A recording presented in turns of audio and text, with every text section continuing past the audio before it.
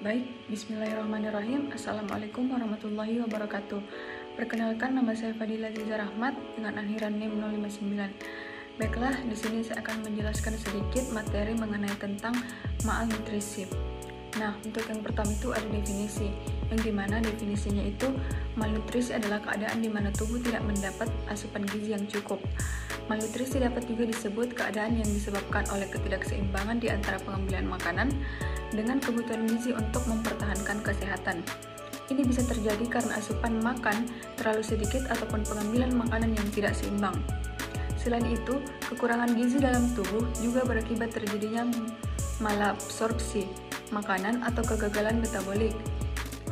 Baik, selanjutnya adapun patofisiologi dari malnutrisi itu sendiri merujuk pada pemahaman bagaimana gangguan gizi mempengaruhi fungsi tubuh dan menyebabkan berbagai masalah kesehatan.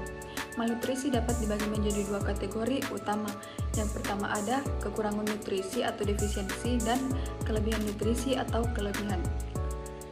Nah, untuk yang pertama itu ada kekurangan nutrisi atau defisiensi. Ini kekurangan energi dan protein atau PEM. Ini dapat menyebabkan kondisi seperti marasmus atau penurunan berat badan yang ekstrim dan kelelahan, atau kwashiorkor atau pembengkakan tubuh akibat defisiensi protein sering disertai dengan peradangan. Patofisiologi melibatkan gangguan metabolisme energi dan protein yang mengarah pada penurunan massa tubuh, gangguan fungsi organ, dan sistem kekebalan tubuh yang melemah. Kemudian yang kedua ada kekurangan mikronutrien. Defisiensi vitamin dan mineral tertentu seperti vitamin A, vitamin D, dan zat besi atau yodium dapat menyebabkan berbagai gangguan kesehatan.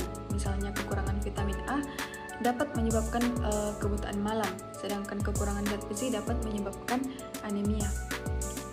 Kemudian yang kedua ada kelebihan nutrisi.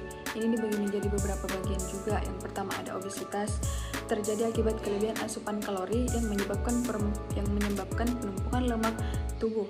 Ini bisa mengganggu metabolisme tubuh dan meningkatkan risiko penyakit kronis seperti diabetes tipe 2, penyakit jantung, dan hipertensi. Kemudian kelebihan mikronutrien. Meskipun jarang, kelebihan vitamin atau mineral tertentu dapat juga menyebabkan gangguan kesehatan. Misalnya, kelebihan vitamin A bisa keracunan dan kerusakan organ. Nah, selanjutnya malnutrisi dibagi menjadi dua jenis umum utama. Yang pertama ada enteral nutrisi dan parenteral nutrisi. Nah, untuk yang pertama itu ada enteral nutrisi, adalah nutrisi yang diberikan pada pasien yang tidak dapat memenuhi kebutuhan nutrisinya melalui rute oral. Formula nutrisi diberikan melalui tube ke dalam lambung atau gastric tube. Kemudian ada nasogastric tube atau NGT, atau jejunum dapat secara manual maupun dengan bantuan pompa mesin. Kemudian untuk parenteral nutrisi itu sendiri adalah suatu bentuk pemberian nutrisi yang diberikan langsung melalui pembuluh darah tanpa melalui saluran pencernaan. Metode pemberian nutrisi parenteral bisa melalui vena perifer dan vena sentral. Namun risiko terjadinya plebitis lebih tinggi pada pemberian melalui vena perifer sehingga metode ini tidak banyak digunakan. Kemudian adapun selanjutnya itu ada faktor risiko bisa terjadi malnutrisi. Yang pertama itu ada keterjangkauan pelayanan kesehatan dasar. Status gizi anak berkaitan dengan keterjangkauan terhadap pelayanan kesehatan dasar. Anak balita sulit dijangkau oleh berbagai kegiatan perbaikan gizi dan kesehatan lainnya karena tidak dapat datang sendiri ke tempat berkumpul yang ditentukan tanpa diantar. Kemudian selanjutnya ada ketersediaan pangan. Penyebab masalah gizi yang pokok di tempat paling sedikit 2/3 dunia adalah kurang cukupnya pangan untuk pertumbuhan normal, kesehatan, dan kegiatan normal. Kemudian selanjutnya ada higienis sanitasi lingkungan. Sanitasi lingkungan yang buruk akan menyebabkan anak lebih mudah terserang penyakit infeksi yang akhirnya dapat mempengaruhi status gizi. Sanitasi lingkungan sangat terkait dengan ketersediaan air bersih, ketersediaan jamban, jenis lantai, rumah, serta kebersihan peralatan makanan pada setiap keluarga. Kemudian selanjutnya itu ada pola pengasuhan anak. Pola pengasuhan anak adalah kemampuan keluarga dan masyarakat untuk menyediakan waktu, perhatian, dan dukungan terhadap anak agar dapat tumbuh dan berkembang sebaik-baiknya secara fisik, mental, dan sosial. Selanjutnya adapun manifestasi klinis dari malnutrisi itu terbagi menjadi 3 bagian. Yang pertama ada marasmus, kemudian ada kwashiorkor, dan yang ketiga ada marasmus kwashiorkor.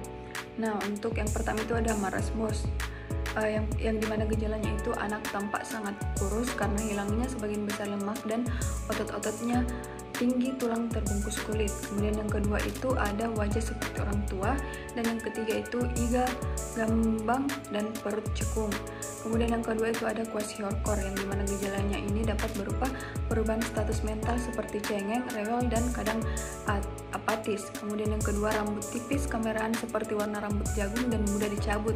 Pada penyakit kwashiorkor yang lanjut dapat terlihat rambut kepala kusam. Kemudian yang ketiga ada marasmus dan kwashiorkor. Ini gejalanya seperti edema, kelainan rambut, kelainan kulit, sedangkan kelainan biokimia terlihat pula.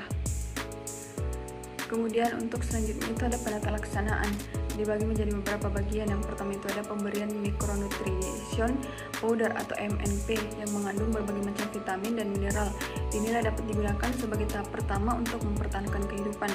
Kemudian yang kedua itu malnutrisi ringan sampai sedang, dapat diterapi dengan pengganti nutrisi.